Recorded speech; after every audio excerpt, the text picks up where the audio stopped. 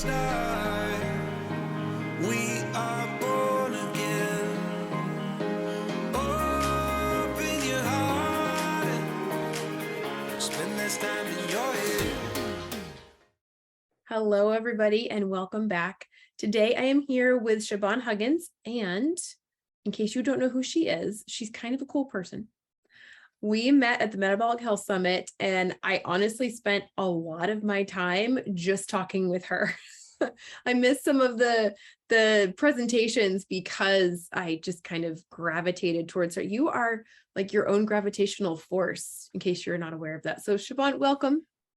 Yeah, thanks for having me. And yeah, it was really fun to talk to you then. So I'm really glad that we got to connect, and now we can connect again and have even more conversation and then share it with everyone else. Exactly. We've been talking for 19 minutes before I hit record. So we finally said, that's enough. Stop talking. Let's just record this. So welcome to our conversation, everybody. So can you do me a favor and share your story, how you got here and what you're doing now, and then we will go from there. Yeah, so the very brief version, I guess, because it's a really long story at this point, is I had a lot of health issues when I was younger.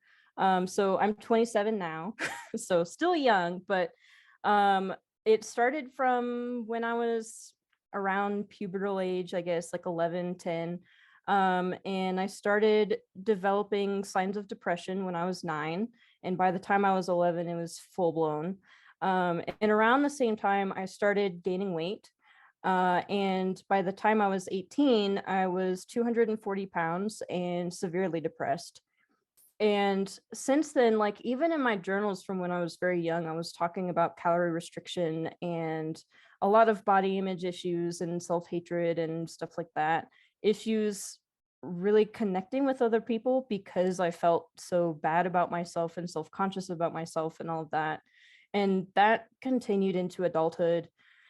And I kept trying calorie restricting because I really wanted to not only be smaller, but healthier, because there were health issues that ran in my family and I didn't want to experience them myself, because when my family members went through them, it was devastating for me. It was awful. And I didn't want my family to have to go through that too. But the issue was with calorie restriction is I would lose some weight, but it would make the depression symptoms worse. And it would cause really bad mood swings, which affected my relationships with other people, which was like, okay, add it to the list of reasons I feel bad. And each time it's like, okay, I'll go even lower calorie. I'll go even lower calorie. And at the last bout of that, I was aiming for 800 calories a day. And it was all high carb, because it's like, that's what they say is healthy, is high carb, high carb, high carb. So I'll do that. And it just wasn't working, and it wasn't resulting in a lot of weight loss, and it would come back. And it was making me feel worse, but I still wanted to find something. And so in 2016, in August, or probably the month before that, because I didn't start right away, I went into mom's office and said, I'm going to start calorie restricting again. Like, I want to get healthy, kind of expecting like a hoorah, or like, okay, like great. And she was like, well, instead of doing that, I've been looking into something called a ketogenic diet. And she had been looking into it for her own reasons. And she suggested we do it together. And she like handed me a magazine you might find like at the checkout section, and I was kind of like squinty eyed at it, but she was like, this is just something I have on hand. Okay, like go look it up separately, and see what you think and just consider it. And so I did. And I found some research into ketogenic diets for weight loss, and it's like, okay, so at least there's that. And I found like subreddits and stuff like that. And a lot of people were saying it was helpful. So at that point, I decided that I would try a ketogenic diet for 2 months, super strict. I'm a rule follower. So it's like, I'm going to make this as easy to understand, as easy to follow for me as possible. And I want to make sure it works. So I'm going to do the best version of it I can think of. And so I did that, and I did a strict ketogenic diet for 2 months. And by the end of the 2 months, I had lost 20 pounds. And I had lost 20 pounds on other occasions through calorie restriction. But the difference with this for me was it was easy, and I didn't feel like I was like punishing myself or having to like restrict or anything like that, because I would take foods that I used to eat, like sag paneer, different curries, just like regular stuff, and I would make it keto. And it's like, okay, I can just eat pretty normal stuff and I'll be subtracting some stuff, but it's fine. I didn't really have carb cravings or anything like that. And the other difference was by the end of the 2 months, I realized that I didn't have depression symptoms anymore.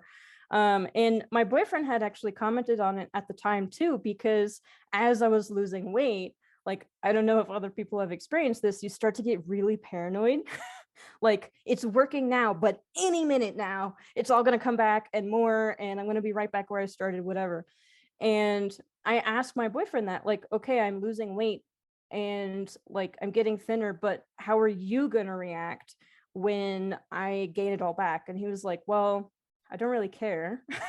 But when you're doing this, you seem happier. And that's what I like. So I was like, okay, I'll have faith that at least something is happening. So it was a bizarre experience for me at the 2-month point, because like I said, I didn't have depression symptoms anymore.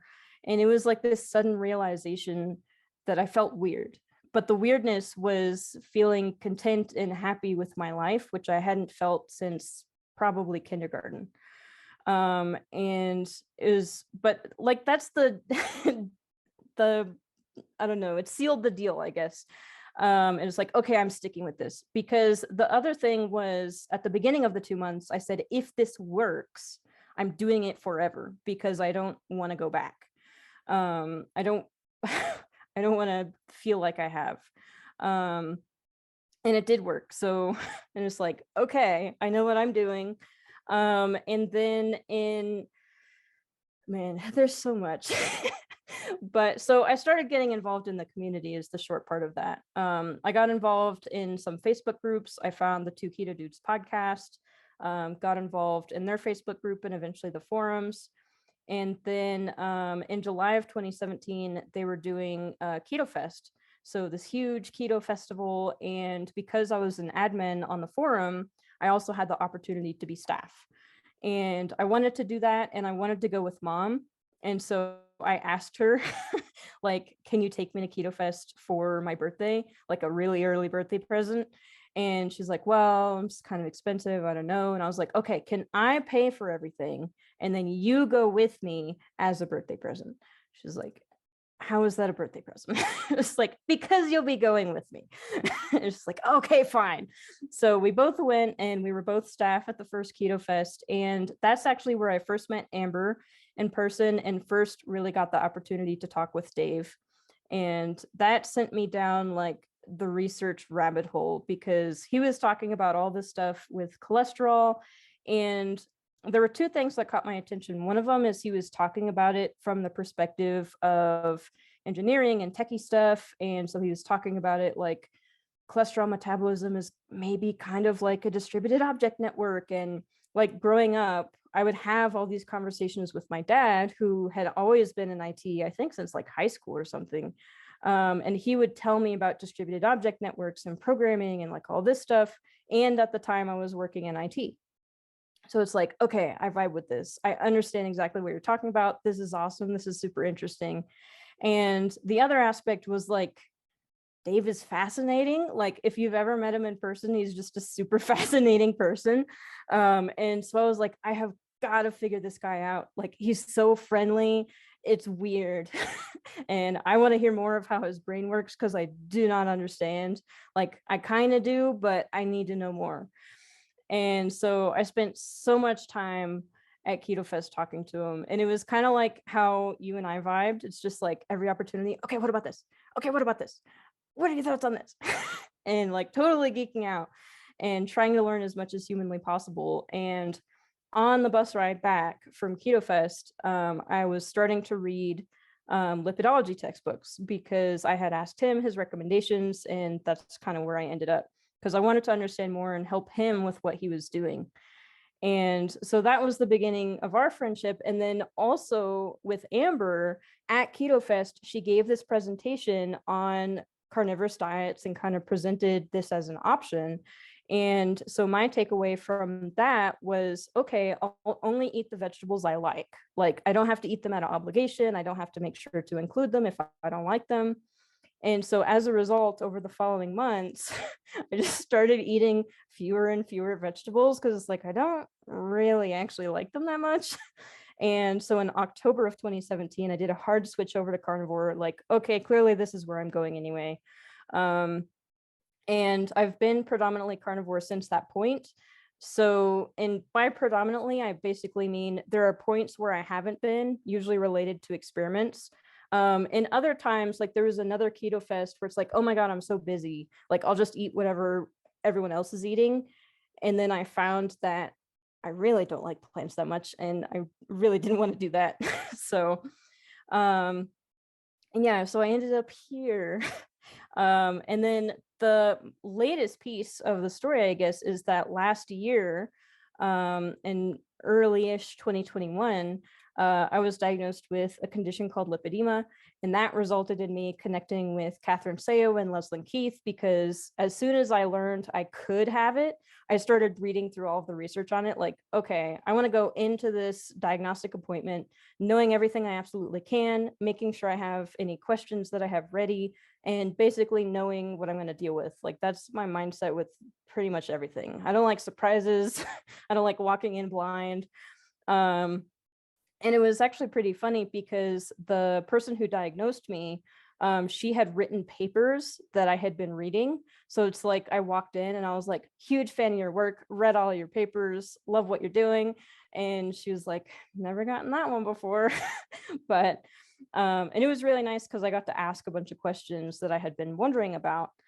And so I got diagnosed at that point. Luckily, I'm very early stage, only stage 1. So it comes in stages 1 through 4, with 1 being the least severe and then 4 being the most severe.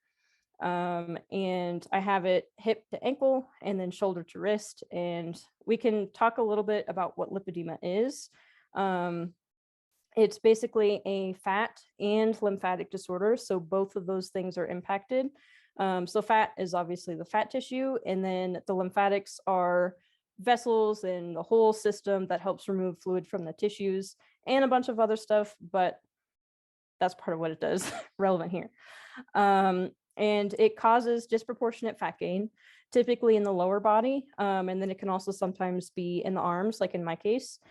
And along with that, there's disproportionate fat loss as well. So if you try to lose weight, or if you successfully lose weight, like I did, like I used to be obese and I no longer am, that fat came off disproportionately. So if you look at me, like I have a normal sized waist for my height, it's in the healthy range, but my legs are really big, not like super big, but disproportionately big. And the same for my arms. And for a long time, I thought that was just how I was. Like, I don't know, my arms are big and I don't like it. And I was talking to a friend of mine about lipedema and like explaining it. And she was like, well, your proportions are kind of weird. No offense. It's like, oh, thanks. Well, I guess I should look more into this. So you have those components, but then the other aspect of it is the fat can be very painful. And so that could be like a leg ache in both legs, and it could be pain on pressure as well.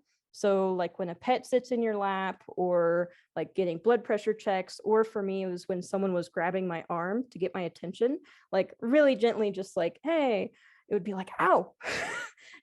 Realized later that was not normal. And so the painful fat, like sometimes it's called a painful fat disorder for that reason. And the pain can vary through different management strategies, which is a good thing. So currently very minimal pain. Sometimes I'll get leg swelling and that'll come with some aching. But I can do some things to reduce the swelling in my legs that will get rid of that. So compression gear that helps push, like squeeze the fluid out of the leg. And then there's also other stuff like manual lymph drainage, which is like a type of massage to help, and lots of other stuff like that. And then Izzy bruising is another one. So particularly in the areas that are affected by lipedema, lots of different stuff can cause easy bruising, but in lipedema, it's area specific. So that's kind of one of the first things. And then again, that can be impacted by different management strategies. So currently, intermittently, wearing compression, less than I should.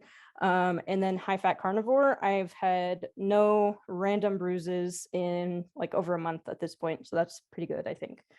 And then, yeah, the swelling that I mentioned, lipedema also comes with lower leg, or not lower leg, but lower body swelling.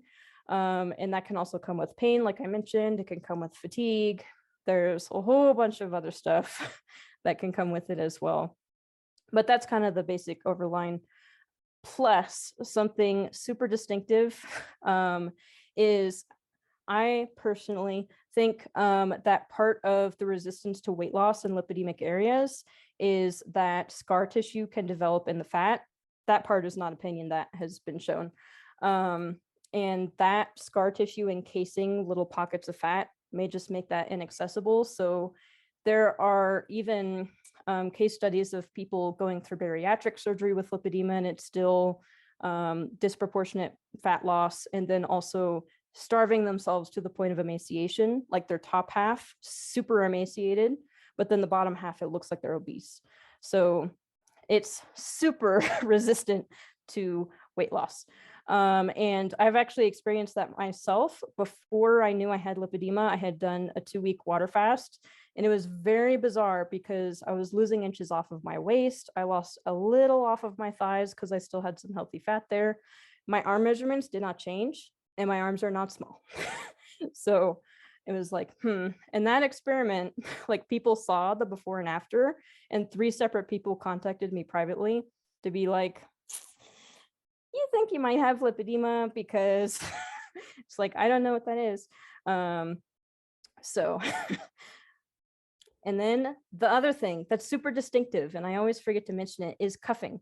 So one important part of lipedema is that it typically doesn't impact the hands or feet.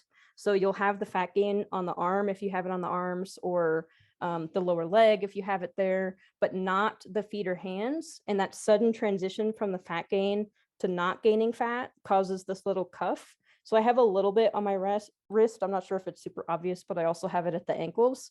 And that's pretty distinctive as well. So that's another thing that I'll be like walking around town, like looking at people's ankles and wrists. Just like, I wonder.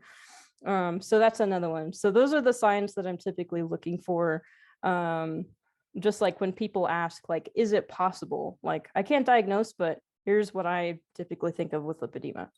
So that's kind of my origin story. And then after I started looking into lipedema, I started working with the Lipedema Project. So I'm now on the board of that. It's a 501c3 nonprofit, and they focus on research and advocacy for lipedema. They're doing a ton of stuff, and I've learned a ton, because one thing that actually led me there is they had published a paper talking about ketogenic diets as a potential intervention for lipedema. I was like, oh, sweet. I'm already doing one thing I should be doing to help with this. But that aspect, even though it's super useful, so it can reduce the swelling, it can help with the bruising in some people. The pain is one of the notable things, like all the case studies and different papers and stuff using it and seeing what happens. One of the things that's often commented on is pain reduction, which is super awesome because for some people it can be excruciating. And so finding some relief for that, it can be really life-changing. And then some people find it helps prevent progression, or at least slow progression, but it's only one piece of the management. So you have to do like this whole holistic approach, or at least a lot of people find a holistic approach really helpful. So that includes connecting with other people in the community so you don't feel like a freak. And another aspect is taking care of your mental health, because any chronic condition it takes a toll. Even if you feel like you're managing it really well, there's always this like fear in the back of your mind, like, what if something happens? What if, and am I doing this right? Am I doing everything I can? I had a flare up of symptoms. Does that mean I'm doing something wrong? So making sure you're taking care of your own mental health is extremely important, especially because people who've been struggling with this for a long time can have issues with depression and anxiety and sometimes eating disorders, because there's a lot of anti-fat bias that happens in society.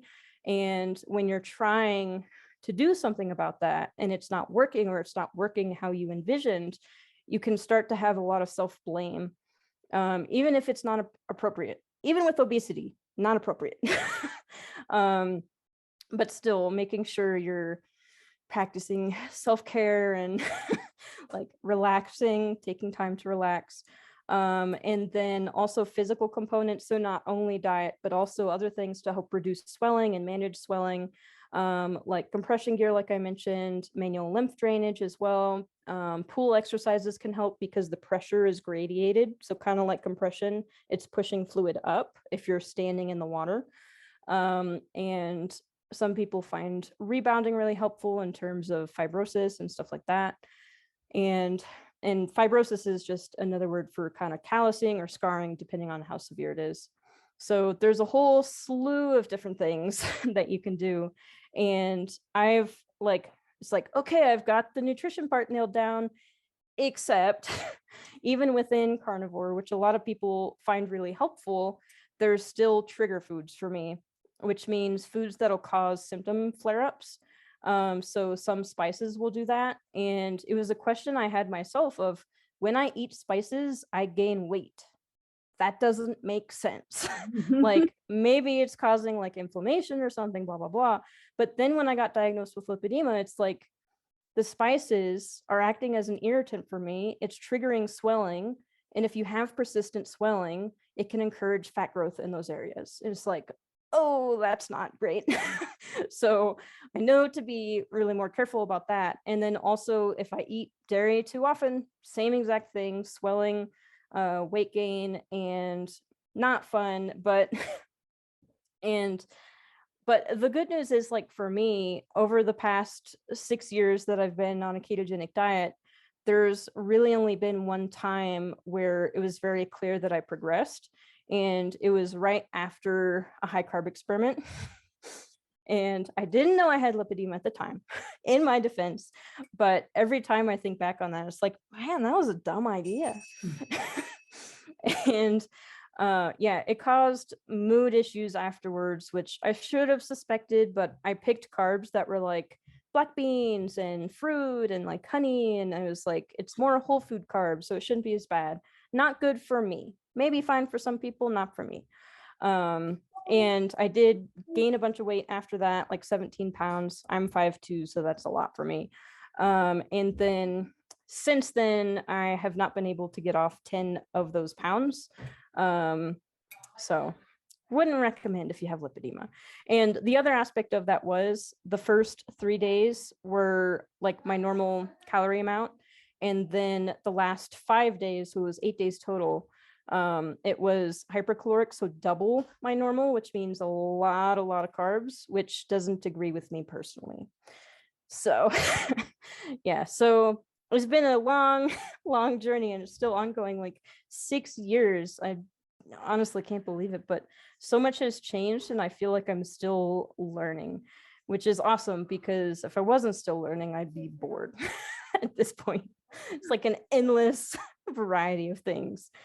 Right? Oh my gosh. Okay. So now that 90% of the viewers are now wondering whether or not they have lipedema, how would one go about getting diagnosed?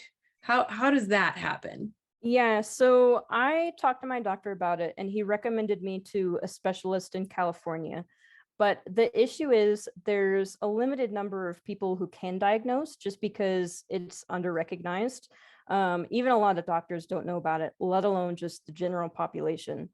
And a lot of people are self-diagnosed. And the thing is, if you suspect you have lipedema and you're checking those boxes, I mean, the things that you do to management, probably not going to hurt. Like, even if you don't have it, like lymphatic things can be helpful even for simple obesity and things like that. But I would say the cuffing and the nodules, like not everybody has the cuffing is the thing. Because sometimes you only have it like down to your knee, so your calves aren't affected. You're not going to have it then. If you don't have it in the arms, you're not going to have the wrist cuffing. But if you do have it, then that lends more support to that's what it may be. And then sometimes like the easy bruising, again, that can happen for a lot of different reasons, but if it's location specific, the painful fat is pretty distinctive as well.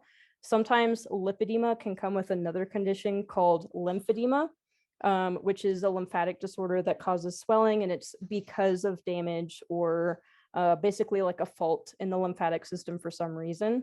And then like in the later stages of lipedema that can develop, but in that case, like the feet will start to be affected, but you would still have the other lipedema symptoms. So the painful fat.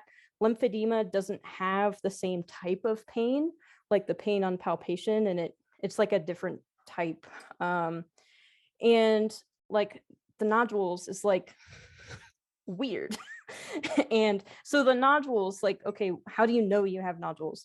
If you palpate the fat, it's like in the fat wherever you suspect you have lipedema. So again, you might not have it in the arms. It's like this graininess, lumpiness, bumpiness, and that's from the scar tissue that's in the fat. So you can feel that. And the issue is sometimes if you have lymphedema on top, you can have fibrosis of the skin, and those can be harder to feel, but you can at least check, especially like there's a fat pad behind the knee where nodules are apparently really common. And then I just like, when I was diagnosed, she just checked all over like, yep, you have them here. Yep, you have them here. Yep, you have them here. So yeah, the painful fat, the nodules, the cuffing, and the location specific easy bruising. And then of course, the disproportionate fat gain and loss. So yeah, I think that's typically what I look for when people are kind of, how do I know? I It's like, imagine what? everyone is literally right now, like feeling, they're probably feel, I'm like, I want to feel behind my knees right now, but I'm going to wait a minute. So Yeah. And like at conferences, if you see me, Mhm. feel free to ask to feel my arms, feel my legs. Like I'm up for grabs basically, because once you feel it, it's so distinctive that it's like, whoa. So I've had people like feel because they were curious, and they're like, but I feel like that. And it's like, oh, well, That might be an let's indication that we have more in common than you think. yeah. So and sometimes there can be other thing that goes on, like if you ever see like Catherine Seo or Leslie Keith at a conference, those are definitely the people to ask, because they felt so many. Like Catherine can just be like, no, you don't have it, like barely even like, nope. I was like, oh yep. Or like, no, it's this other thing. And Leslie as well, because she's worked with people who have lipedema in her practice, and so she does like the whole thing and be like, nope, but you have this weird thing with your fat. So That's what's so amazing about those conferences is the people that you get to meet. Like, yes, the presentations are cool, but it's really about the people. yeah, and just learning about yourself and learning about all these different things, like it's cool. There's It so was many really cool cool. people. It was so funny. And yes, I have felt your arm. It was Dave. He was like, have you felt her arm? Like, what? I was like, I don't know how to respond to that. He's like, go feel her arm. It's like, and she was like, so Yeah, like I'll wear a cardigan so I can just here feel just like this, and yeah. then roll like this. And you're right. I And will never forget that feeling. yeah. Like I can remember it. It's like slime with the little tiny balls, the like sand inside of it. It was crazy. Yeah. It was like, oh, that is very distinct. That is very interesting. Yeah, and it was funny for me because when I was first looking into lipedema, like I was reading all these symptoms and stuff, and I was like, but I don't regularly go up and feel people's arms or like fat. Like I don't, so like I would feel my own and be like, isn't that normal? And so I asked Amber, can I feel your arm fat? And we compared. And so I have this one slide in a lipedema presentation that I've done, and it's like normal fat feels like a pork chop. It's smooth, it's firm.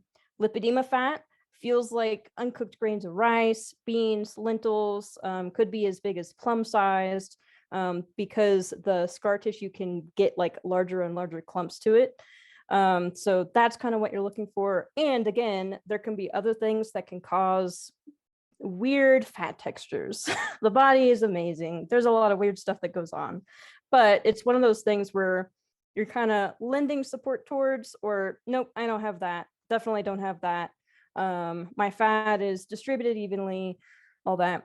The other thing though is before keto, I don't know that I would have been diagnosed because I had lipedema underneath, but I was also obese. So my waist was 10 inches bigger, my hips were 10 inches bigger, but I was fat all over.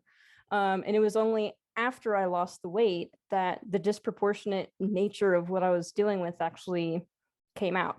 So I think that's another aspect, is a lot of people who are obese don't lose weight.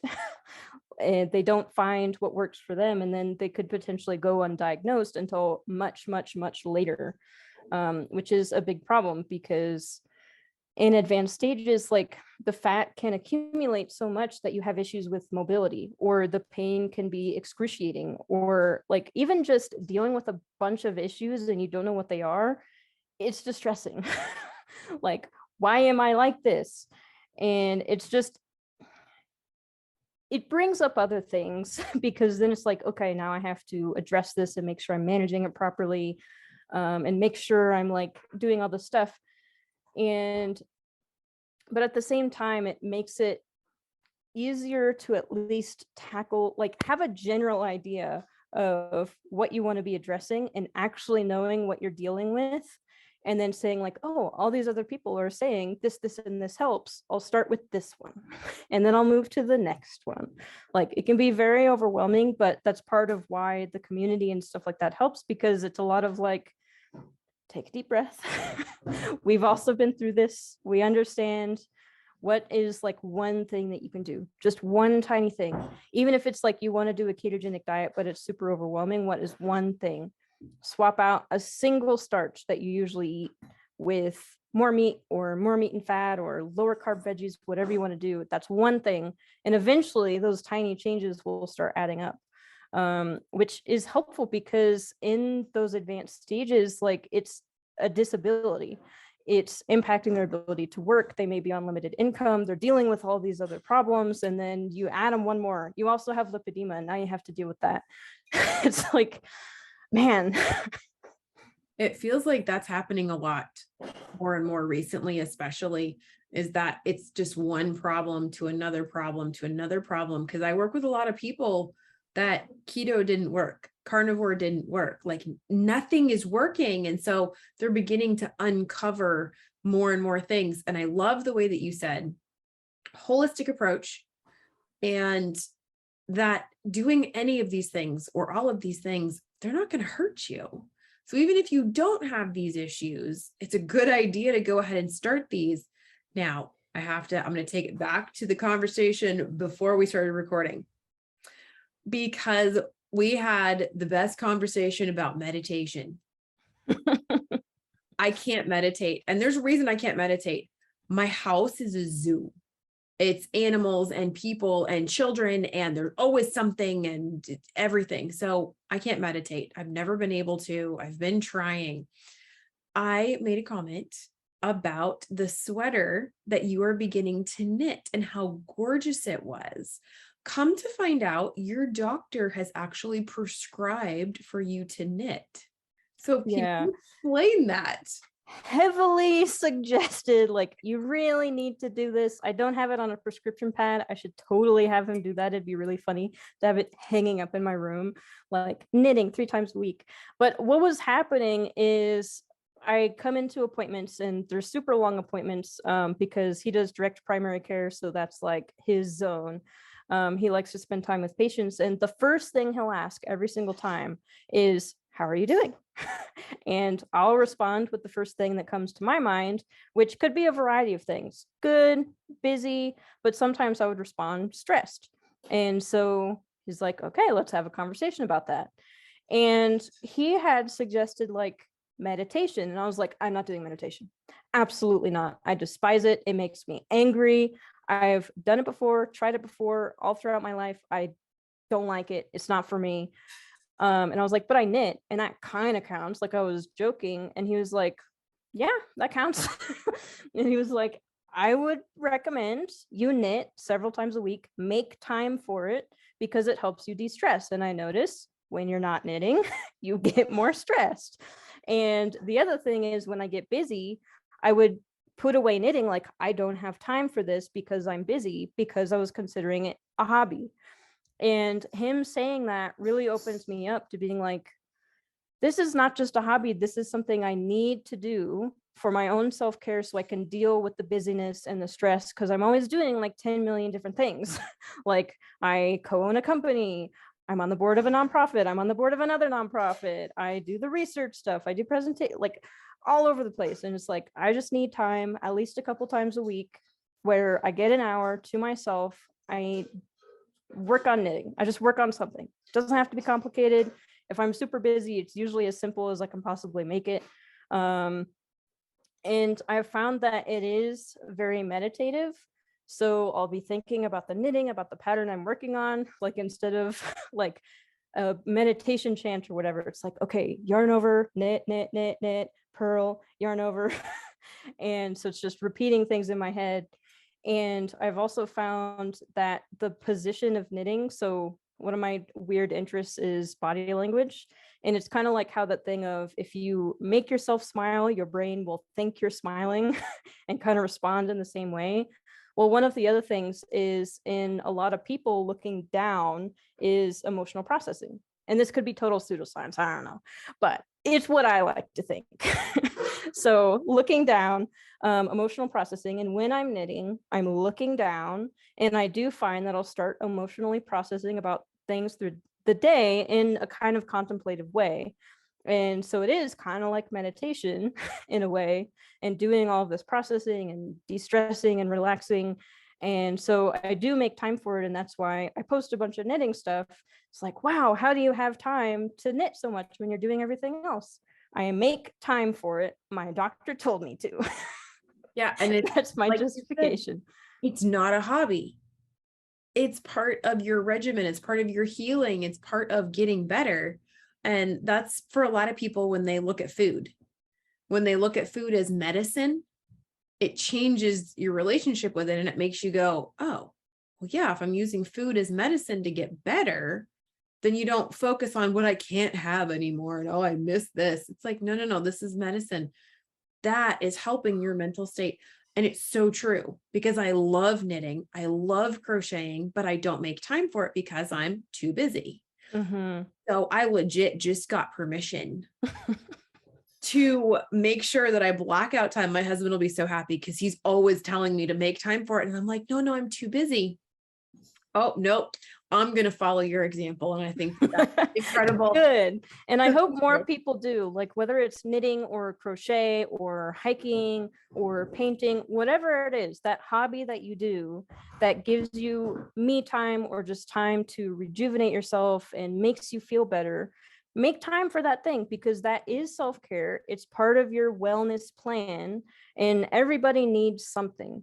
Like, if you just keep working and working and working and working, and you don't take time to relax, or you're working on your own health problems and you're just so absorbed in it, and it's like this thick black cloud over everything, like, you do need time to step out of that and have fun with life. Because even though, like, taking care of your health can be this massive undertaking in some cases, especially if you have chronic conditions or you're coming out of a really bad place, I think ultimately, if we could all work towards a way of taking care of ourselves and maintaining our health that's fun and pleasurable and delicious and satiating, and you actually look forward to it every day, like, that's perfect.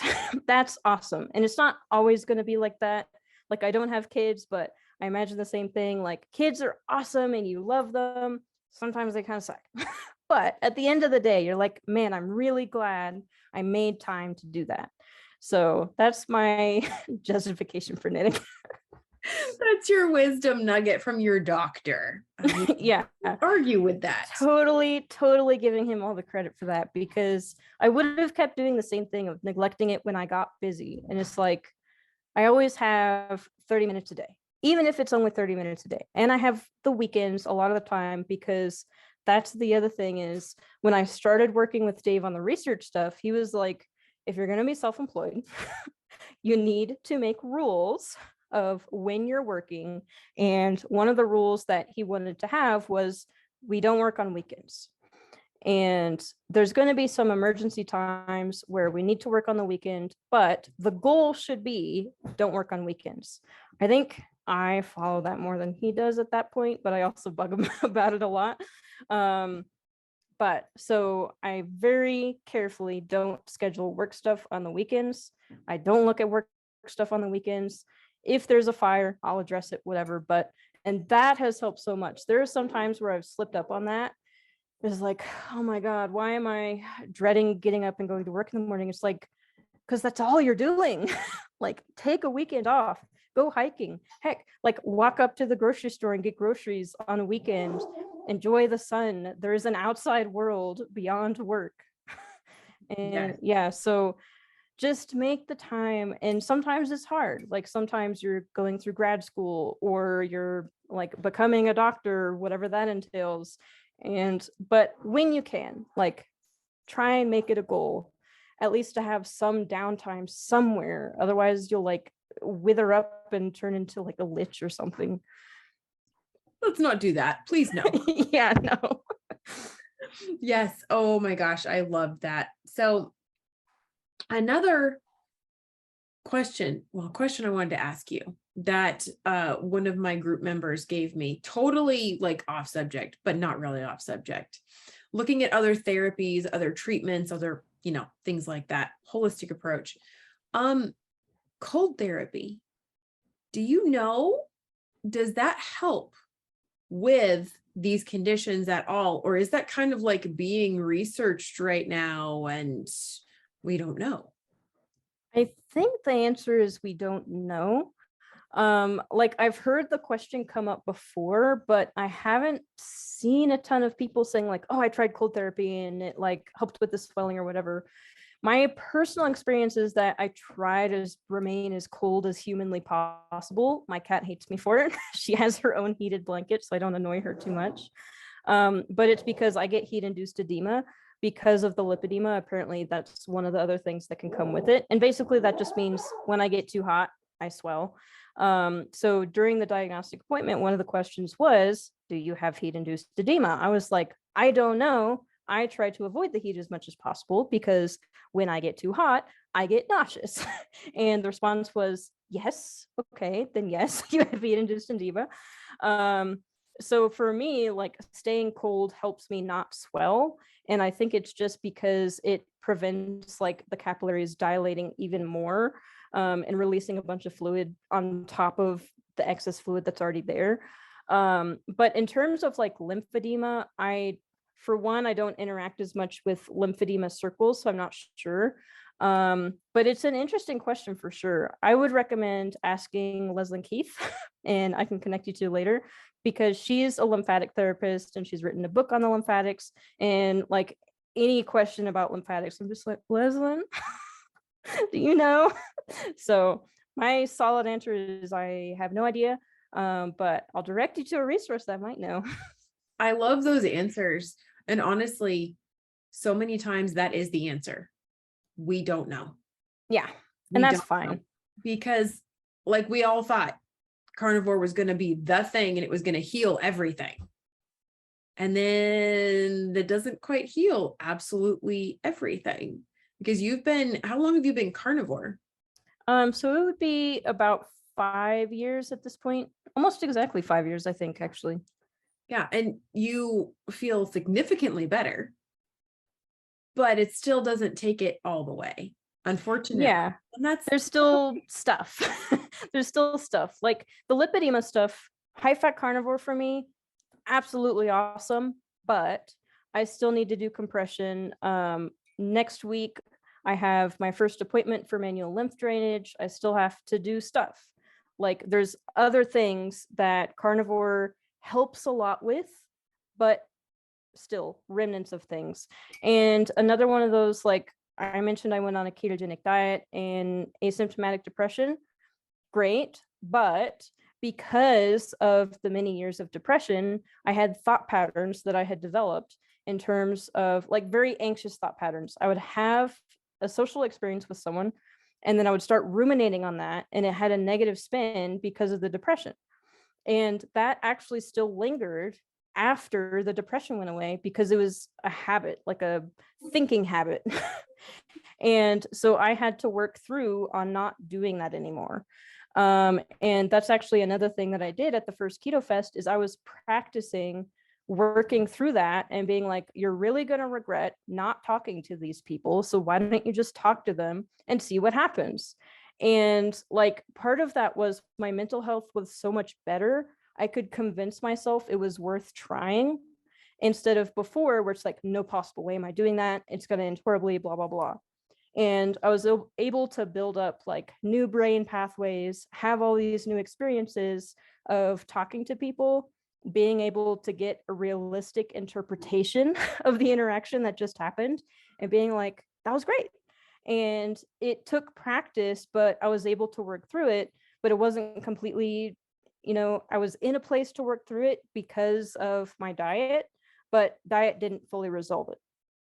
And similarly, before I went on a ketogenic diet, I also had developed PTSD some years before. And like the symptoms got better on keto, and then it got better on carnivore. And I had mental stability and mental like fortitude to kind of work through some of that stuff. But again, while talking to my doctor, I realized there were certain times of the years when it would come up again. And like clearly this thing had not fully resolved, even though a lot of the symptoms were better.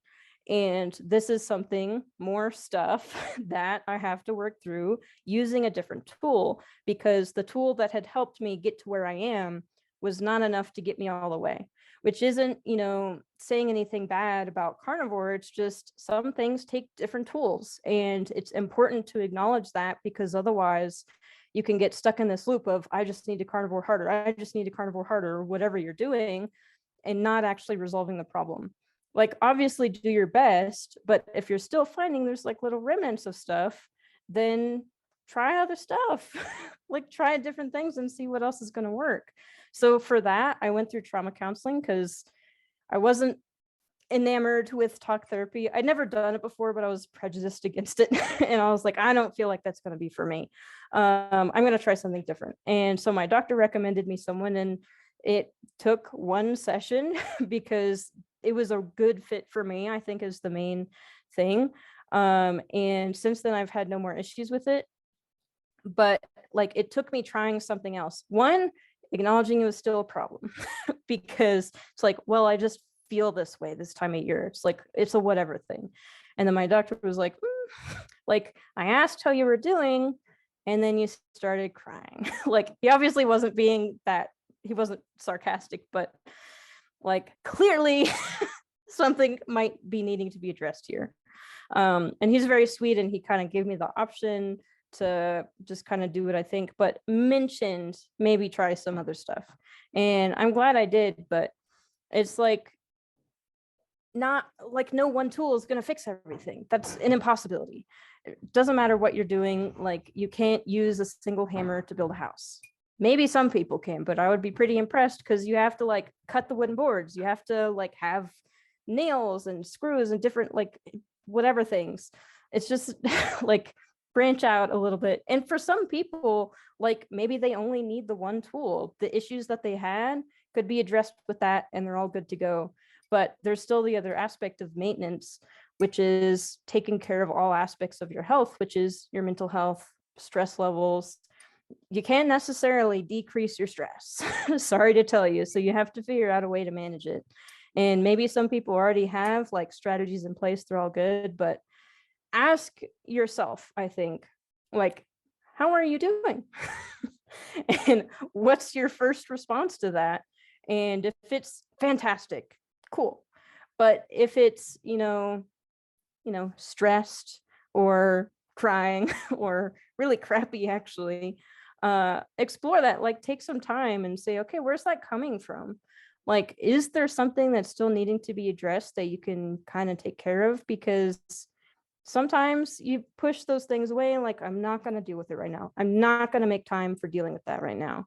And if you're in a place where you're in a level of mental stability or like mental bandwidth, you have some to spare, you can kind of sit and say, oh, here's one thing I can do. Here's one little thing I can change, and see how much it helps, and just reevaluate from there. Like, I don't know who I am giving advice, but like, that's what I have to do. I have to constantly reevaluate. How are you doing? Why aren't you doing well? Well, one common question I ask is, what are you eating? Because like I mentioned, the dairy and the spices can not only cause lipidema issues for me, but also mood issues. Nowhere near as bad as they were pre-keto, but more pessimistic, more anxious leaning, just not as fun, like bouncy and whatever as normal. And I need to check in on those things. And it's like, is it a stress management thing? Is it a something you're eating thing? Is it a something else thing? Is it just you're in a stressful period and you just got to make it through, and that level of feeling sucky is appropriate for the time being? Like, I just have to think about it. But I have to make sure I make time to think about it. Otherwise, I'll just keep, oh, I'll deal with it later. I'll deal with it later. And then I have all this time where I could have been feeling better.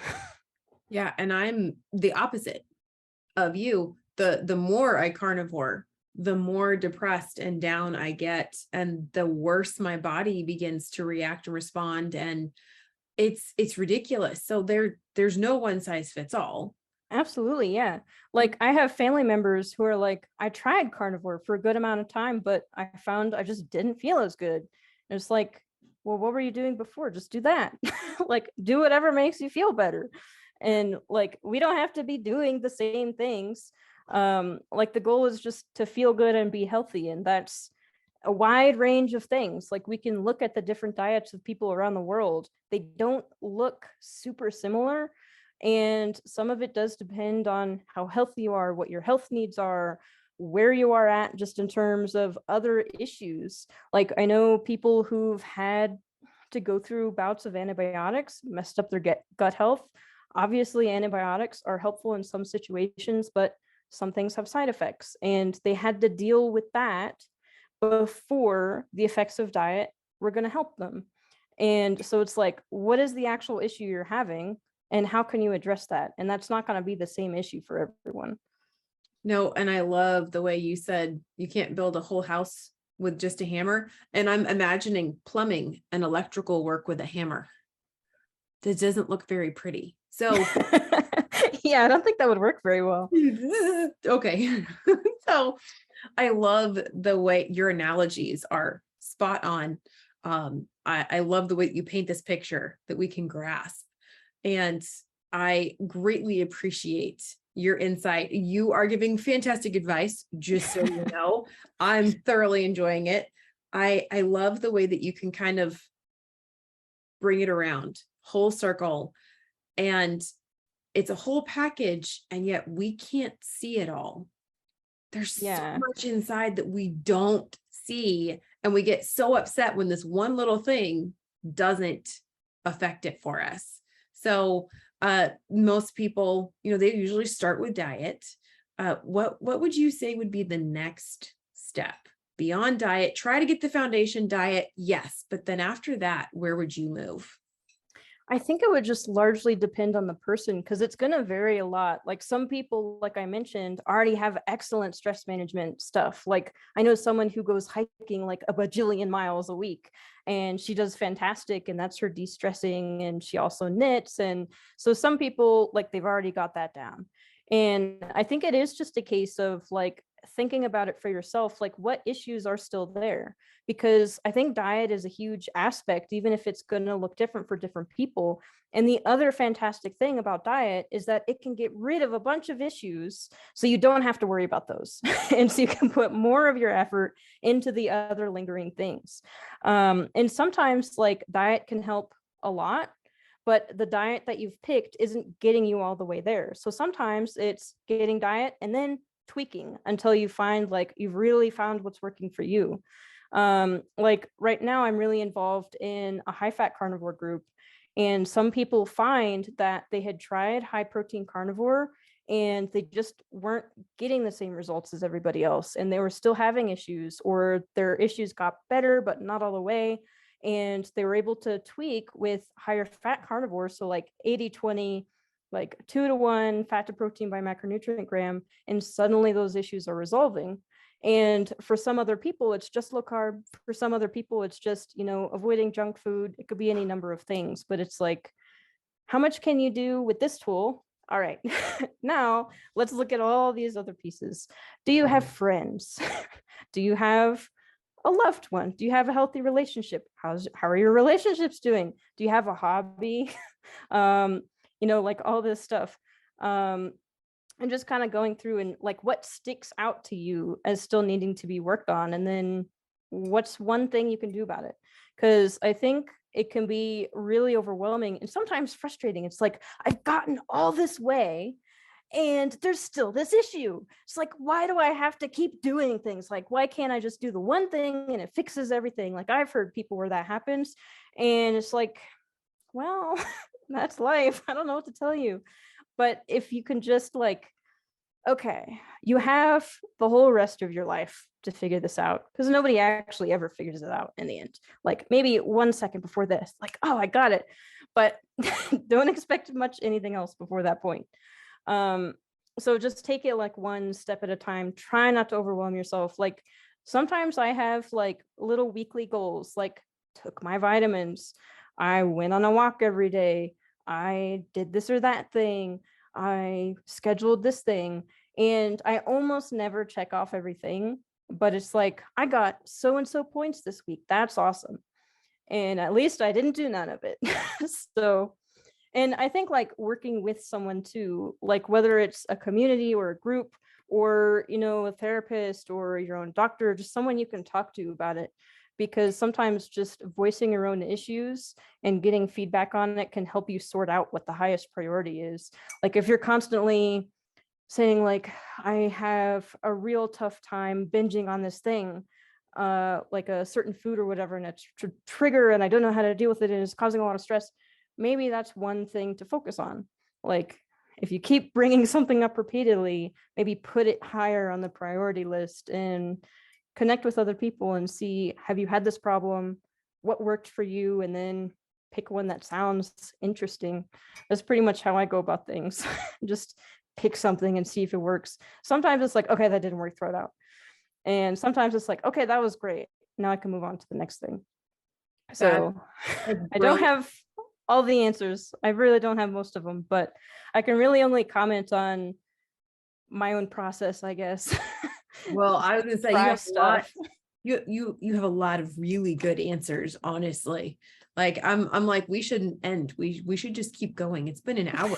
Let's go over the whole weekend. I would, but I'm going to Fogo de Chao tomorrow, so that takes priority. That absolutely takes precedence. But I love your suggestion about ask other people if they see something in you that maybe concerns them, like your doctor, well, you're crying, so I'm guessing that there's something there. But you also made another comment about if there's this thing that you keep, oh, I'll deal with it later. I'll deal with it later. I'll deal with it later. That might be the one that you need to bring out and go, okay, let's nurture this a little bit and let's do something with it. Because the thing that we tend to hide is sometimes the thing that we need to deal with the most.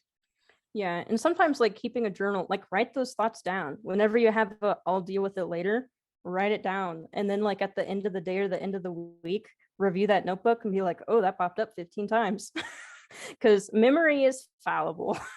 And like writing things down, whether you're doing an experiment, like even a self-experiment of I'm going to try out, talk therapy for a month and see what it does, or I'm going to try like a new medication or whatever, like journaling and really seeing what changes, like journal for a week beforehand and then do it while you're doing the thing and then see if anything stands out. Like some people hate journaling. I get it. Like anything I bring up, if you're like, ugh, like get a visceral disgust, don't worry about it.